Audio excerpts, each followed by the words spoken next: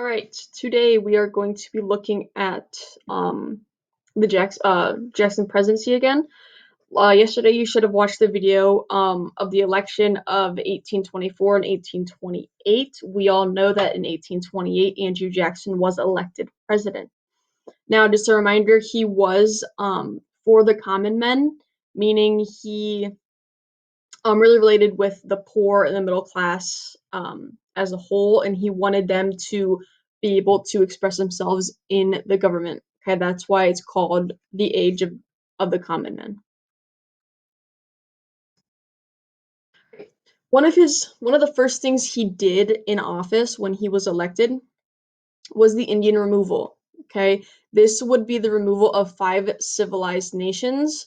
This included the Cherokee, the Creek, the Seminole, the Chickasaw, and the Cachetaw.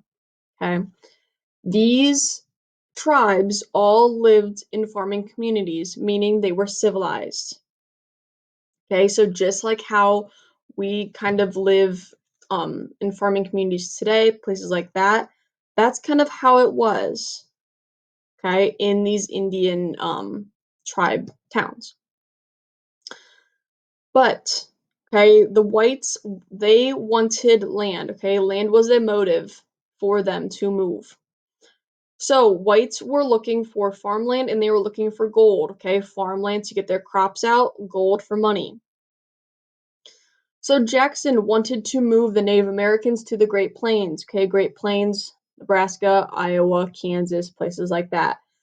The Americans thought that this land was useless, okay? So they were like, all right, if the Native Americans are in the spots we want now, if we just move them out west and put them in the useless part of the nation, well, then they're not going to do anything. Okay, this movement of the Native Americans would end the conflict between the whites and the Native Americans, between wanting land. Okay, no one wanted the land out west, but since the Native Americans were going there, okay, well, they can have that land and we can have the land we want now. So this led to the Indian Removal Act. This was a federal law, and this would pay the Native Americans to move west, okay, moving west into the Great Plains. However, one of the 5 nations that was forced to leave, the Cherokees, they fought a legal battle.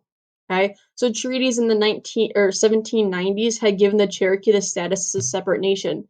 So remember, this was happening in about the 1830s, but all the way back in the 1790s, treaties had given the Cherokees the status as a separate nation. But Georgia forced the Cherokee to follow state laws and claimed that it was their land. Okay, so the Cherokees were in Georgia territory, so the Cherokees still had to follow under Georgia state laws. Okay, that is why the Cherokee ultimately had to move. All right.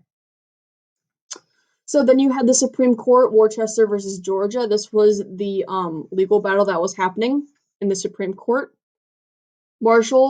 John Marshall, like we talked about in class earlier, he ruled in favor of the Cherokee, and Andrew Jackson came out and said John Marshall has made his decision, now let him enforce it. Okay, now he's going to enforce this law.